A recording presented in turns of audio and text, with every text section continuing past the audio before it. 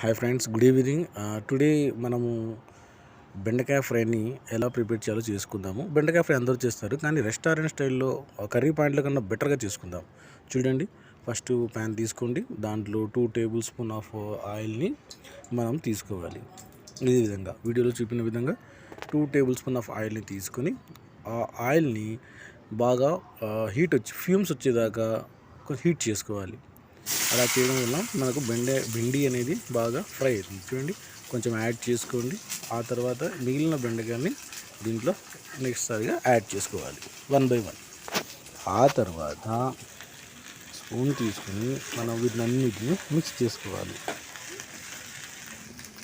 తర్వాత little bit of salt, required quantity of salt తీసుకోండి. ఎందుకంటే కొంతమంది బీపీ పేషెంట్స్ ఉంటారు కాబట్టి సాల్ట్ తక్కువగా వాడండి. నెక్స్ట్ టర్మరిక్ తీసుకోవాలి, little bit quantity of. Next close the ప్లేట్ని క్లోజ్ చేసి బెండకాయలని ఒక 5 minutes దాకా మనము ఆయిల్లోనే ఫ్రై చేయాలి. వాటిలో మనము ఇంకేది వాటర్ కూడా అలా యాడ్ చేయకూడదు.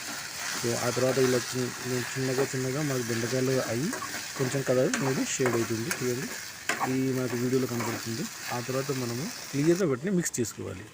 ఇంకో 5 minutes మనం వెయిట్ చేసిన తర్వాత బెండకాయలన్నీ లైట్ బ్రౌన్ కలర్లోకి కన్వర్ట్ అయిపోతుంది. సో ఇలా కన్వర్ట్ కావడం వల్ల మనము పంట కింద వేసినప్పుడు చాలా టేస్టీగా ఉంటుంది.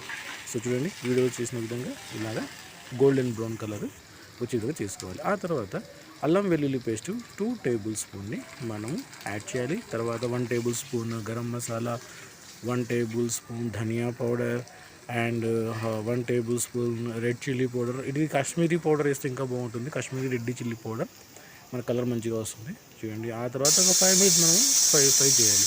తర్వాత ఫైనల్గా చనా పౌడర్ని యాడ్ చేయడం వల్ల ఈ ఆయిల్ అనేది అది పీల్చుకొని ఇంకా ఫ్రైగా మనకు టేస్టీగా ఉంటుంది. చూడండి, ఫైనల్గా మనకు బెండి ఫ్రై అనేది ఇలా తయారవుతుంది. ఇది మా బాబుకి చాలా ఇష్టం. మా బాబు చాలా ఇష్టంగా తింటాడు. మీరు కూడా ట్రై చేయండి, మీ పిల్లలు కూడా ఇష్టంగా తింటారు. చాలా చాలా చాలా టేస్టీగా ఉంటుంది. Thank you friend.